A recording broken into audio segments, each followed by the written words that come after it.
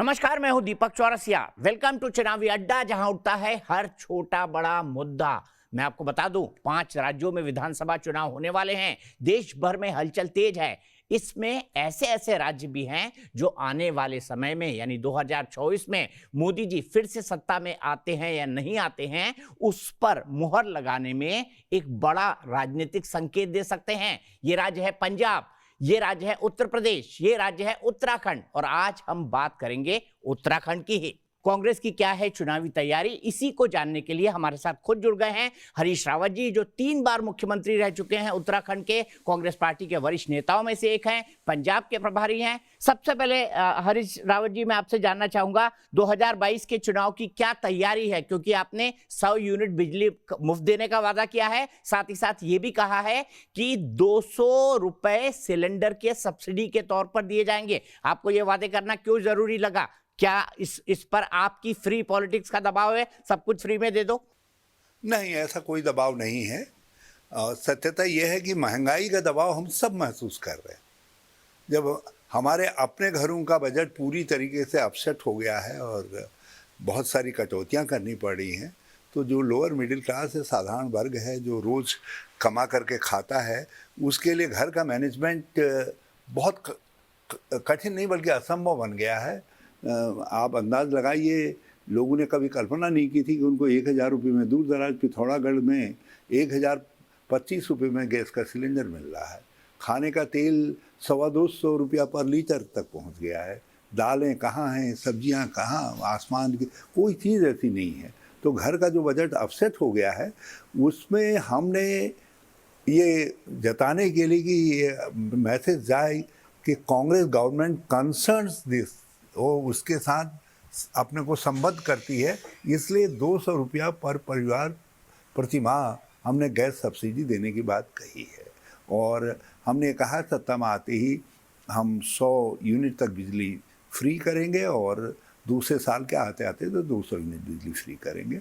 इसके पीछे हमारा मानना यह है कि हम ऐसे राज्य हैं जहां हम ऐसा कर सकते हैं और बिजली का कंजम्पशन बढ़ने से हमारी इकोनॉमी में भी बूस्ट अप आएगा। हम चाहते हैं कि हमारे जो क्लास इस समय, क्योंकि हम एक सबसे लो कंजम्पशन एरिया में हैं इलेक्ट्रिसिटी के जो है, तो हम चाहते हैं कि हम कम से कम जो नेशनल एवरेज है उसके आसपास आएँ। उसके लिए हम अपने नागरिकों को ज़्यादा बिजली खर्च करने के लिए प्रोत्साहित भी करना चाहेंगे, क्योंकि उसका अर्थ ये होगा कुछ न कुछ इकोनॉमिक एक्टिविटीज़ करेंगे, उससे स्वरोजगार बढ़ेगा।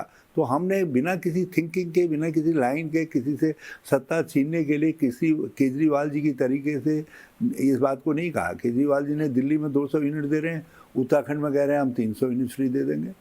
और दिल्ली का कितना बजट है और उत्तराखंड का कितना बजट है, आप अंदाज लगा लीजिए। तो हमने केवल चुनावी बाध्यताओं से बात नहीं कही, हमने एक इकोनॉमिक्स उसके पीछे देखी है और हमने बिजली के क्षेत्र में बहुत सारे सुधार किए। और इस समय आपको ये जान करके दीपक जी खुशी होगी कि हम देश के अंदर सबसे चीप बिजली और सबसे बेहतर बिजली देने वाले राज्यों में से एक है, and will continue to be so. और हम केवल कंजम्पशन के लेवल में हम राष्ट्रीय औसत से नीचे हैं, हम वहाँ आना चाहते हैं। इसलिए हम अपने लोगों को, लोअर मिडिल क्लास को और मिडिल क्लास को प्रॉम्प्ट करना चाहते हैं कि तुम ज़्यादा बिजली खर्च करो। ठीक है। भारतीय जनता पार्टी कह रही है कि हमने 5 साल में इतना विकास किया, ये हमारा सबसे प्रमुख मुद्दा होगा। कैसे देखते हैं भारतीय जनता पार्टी के विकास को, खास तौर पर ऑल वेदर रोड बनाना, इतना बड़ा इंफ्रास्ट्रक्चर खड़ा करना? मैं बाकी मुद्दों पर भी आऊंगा, लेकिन ये वो अपनी सबसे प्रमुख उपलब्धियों में से एक मानते हैं कि भाई चारों धामों को ऑल वेदर रोड से जोड़ रहे हैं। दीपक जी, बेहाई की हद है। और भाजपा जो है, मेरी समझ से जब बात करती है तो किसी की आंखों में आंख डाल के बात नहीं करती है, वो नज़र चुरा करके बात करती है। इसलिए बड़ी बड़ी बातें इतनी सरलता से कहे जाते हैं आंख बंद करके प्रधानमंत्री जी, जिनका कोई तारतम्य नहीं होता। हमारे राज्य के अंदर कोई ऑल वेदर रोड नाम की प्रोजेक्ट सैंक्शन है ही नहीं। हाँ, एक सैंक्शन है, वो है 4 धाम यात्रा सुधार मार्ग। वो हमारे समय में डीपीआर बनी, केंद्र सरकार ने उसको स्वीकृत किया। मेरी अध्यक्षता में जो समारोह हुआ उसमें प्रधानमंत्री जी ने आकर के उसका लोकसूचन किया। तो इसका मतलब है जो आइडिया कंसीव हुआ, जो सब चीज़ें मेटेरियलाइज हुई, वो कांग्रेस के शासनकाल में हुई। अब बीजेपी उसको हड़प लेना चाहती है। हमारे ऋषिकेश कर्णप्रयाग रेलवे लाइन ये नेशनल प्रोजेक्ट के रूप में 2011-12 में डॉक्टर मनमोहन सिंह की सरकार में मंजूर हुआ। इसके साथ बल्कि हमारे बागेश्वर टनकपुर रेलवे लाइन भी थी। तो ये क्योंकि इसमें थोड़ा इन्वेस्टमेंट उस समय कांग्रेस सरकार करके गई, यूपीए गवर्नमेंट करके गई, तो इसको वो बंद नहीं कर पाए, इसको चलाना पड़ा, मजबूरी में उसको करना पड़ा उनको पूरा। यही कहानी है जिसको ये अपना बनाना चाहते हैं। आप तो जानते हैं, ये तो मंगलयान भी कहते हैं। जब मोदी जी आए तो मंगलयान लेकर के ही जो है सीधे उतरे दिल्ली की गद्दी में, और तब मंगलयान छोड़ दिया। उसमें वो उस इतिहास को देखते नहीं जिस इतिहास में मंगलयान के लिए कितनी कवायतें हुई और कौन लोग थे, कौन उस काम को तैयार करके गए। ये तो खाली नाम लिखवाना जानते हैं। हाँ। ठीक है, देवस्थानम बोर्ड अब भंग हो तो इस चुका है। समय जो देवस्थानम बोर्ड को आप लेकर के लंबा विवाद हुआ। आप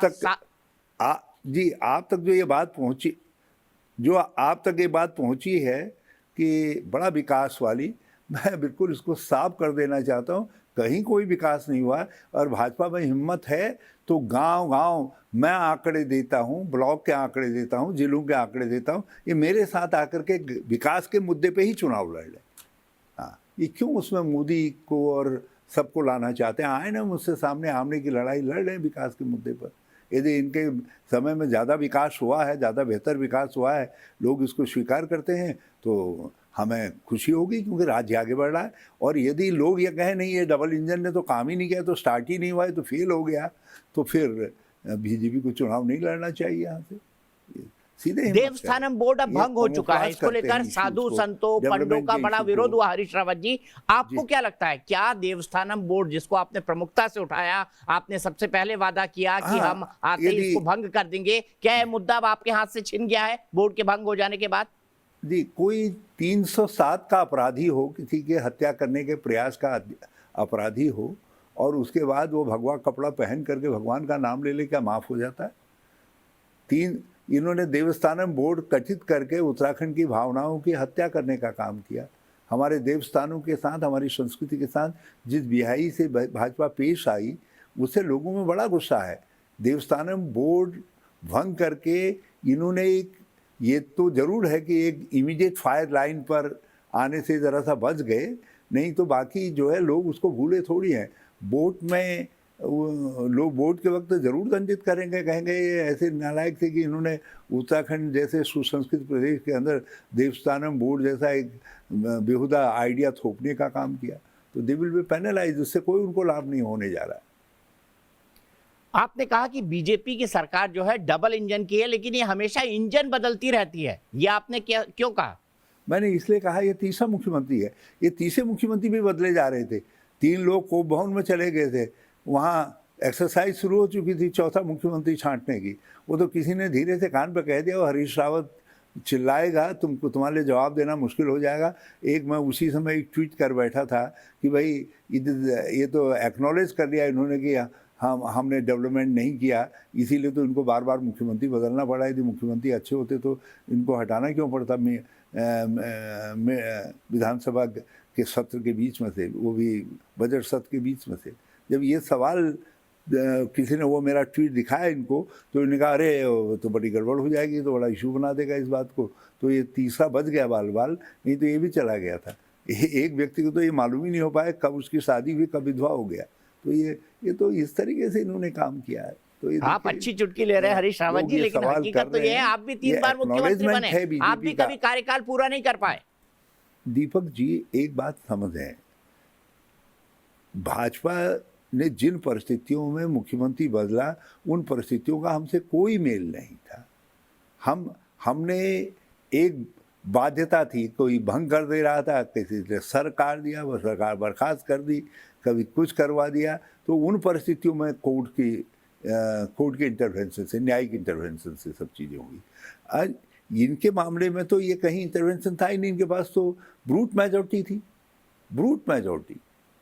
70 की विधानसभा में 57 और 2 भी इनके साथ सपोर्ट में, मतलब से इनको 59 का सपोर्ट था।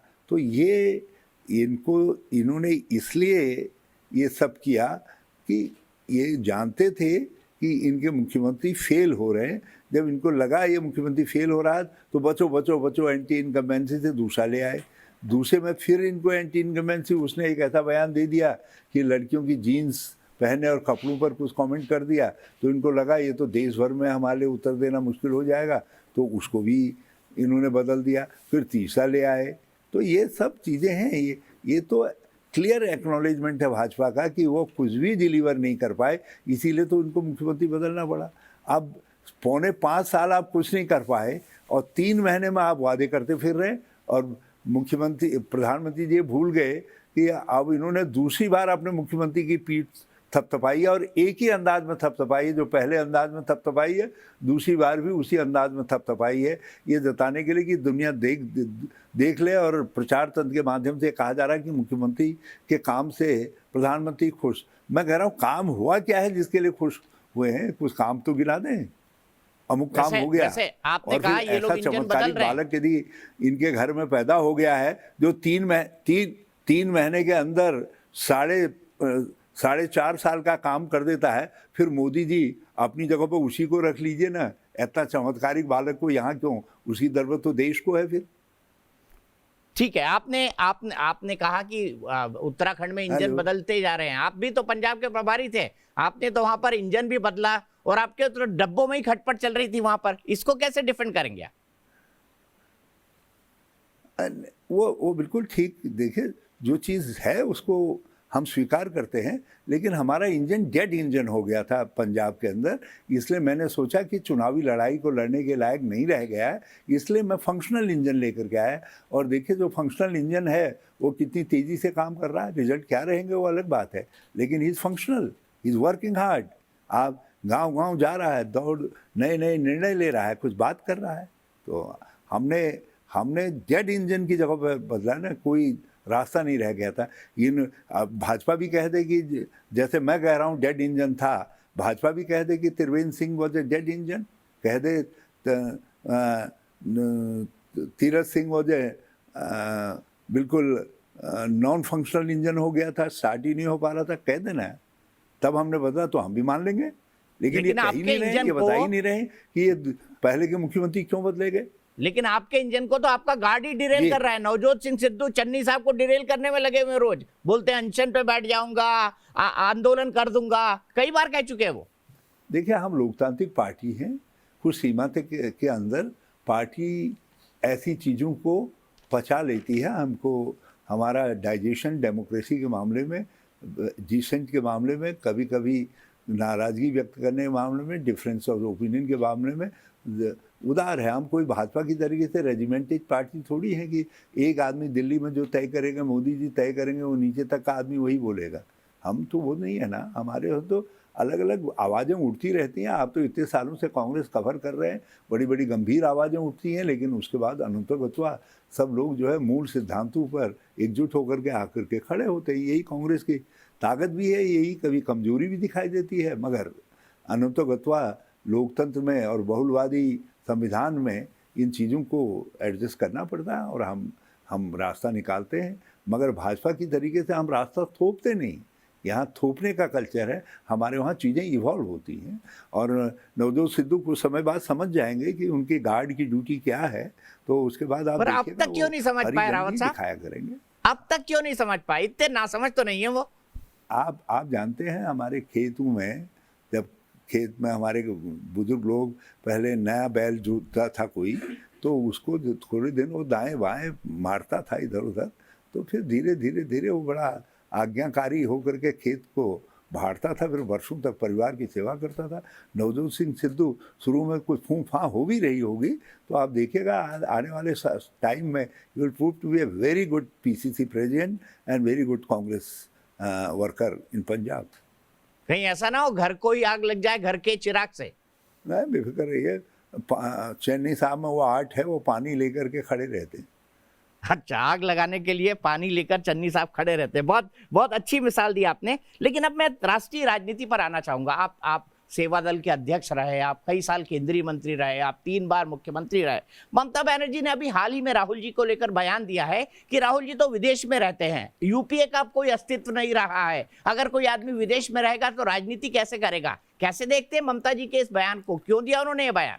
मेरी समझ में नहीं आया, ये बयान ही मेरी समझ में नहीं आया। ममता जी भी यदि उसको दूसरी बार देखेंगी तब तो उनकी समझ में भी नहीं आएगा कि वो क्या कहना चाह रही थी और क्या कह बैठी हैं करके। ये ऐसा कुछ नहीं है, लेकिन वो अपोजिशन की एक महत्वपूर्ण नेता हैं। इस समय लोकतंत्र बचाने की लड़ाई है, उसमें हम ऐसे बयानों को एक तरफ रख करके चलते हैं। हम चाहते हैं कि अपोजिशन जो है भारतीय लोकतंत्र की रक्षा के लिए, संविधान की रक्षा के लिए और स्वतंत्रता संग्राम के मूल्यों की रक्षा के लिए छोटी मोटी खटपट वाली डिफरेंसेस वाली बात को इग्नोर किया जाए। कांग्रेस एक बड़े भाई की तरीके से बड़ी जिम्मेदारी के साथ इन बातों पर कोई इनका संज्ञान नहीं लेगी और हम उम्मीद करते हैं कि ममता जी पहले की तरीके से देश के अंदर अपोजिशन की धारा को मजबूत करेंगे। और ये जो कुछ कन खजूरे चले गए वहाँ, जो कान वान भरने का काम करते हैं, गलत सिखाने का काम कर रहे हैं, उनकी बात को नहीं सुनेंगी, लोकतंत्र की आवाज़ को सुनेंगी। ये कन खजूरे कौन कौन है हरीश रावत जी, ये भी बता दीजिए। एकाध विशेषज्ञ का नाम तो आप जानते ही हैं। आप प्रशांत किशोर की तरफ इशारा कर रहे हैं। और कोई बात जो है आपको हैं?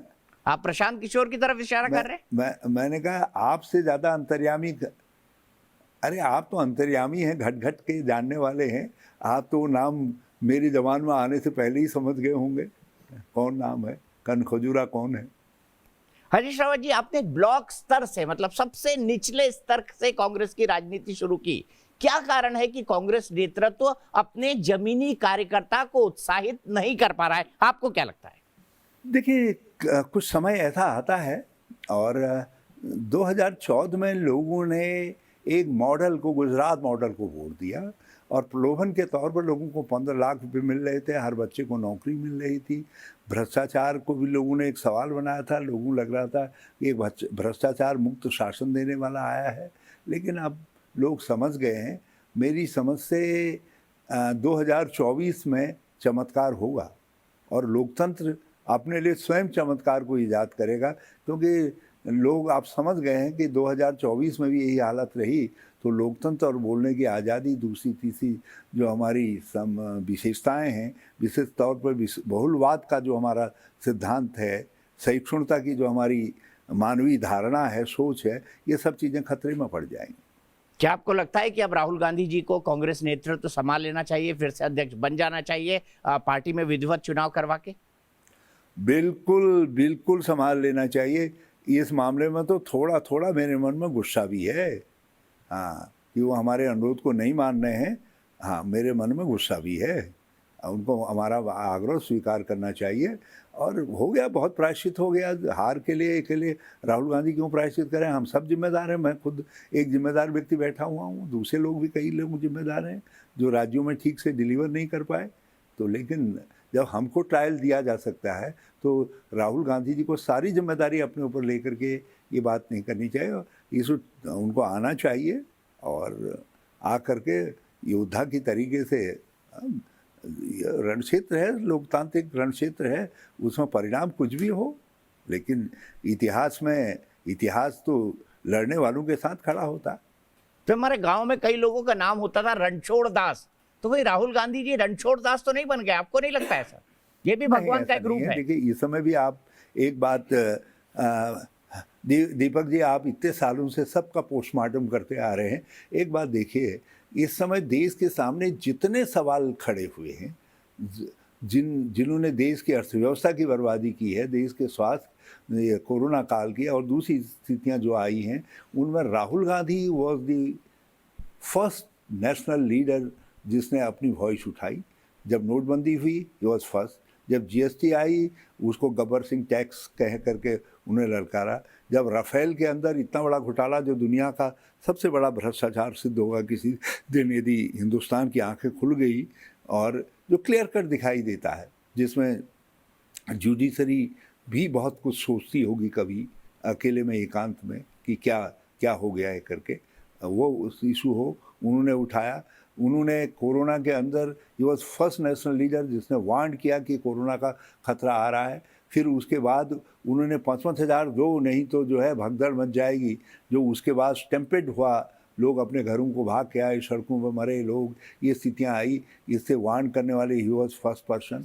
जब इकोनॉमी नीचे रसातल को जा रही है, इस सवाल को उन्होंने उठाया, बेरोजगारी के सवाल को उन्होंने उठाया, किसानों के मुद्दे पर ही वॉज फर्स्ट जिसने एनालाइज करके कहा ये 3 लॉज किसानों के हित में नहीं है, ये ब्लैक लॉज हैं किसानों के लिए। और ट्रैक्टर यात्रा निकाली पंजाब में। I was the general secretary incharge जब उन्होंने 3 दिन वहाँ दिए। तो आप राहुल गांधी, मैं ये कहूँगा कि मीडिया की तरफ से is the most ill understood person.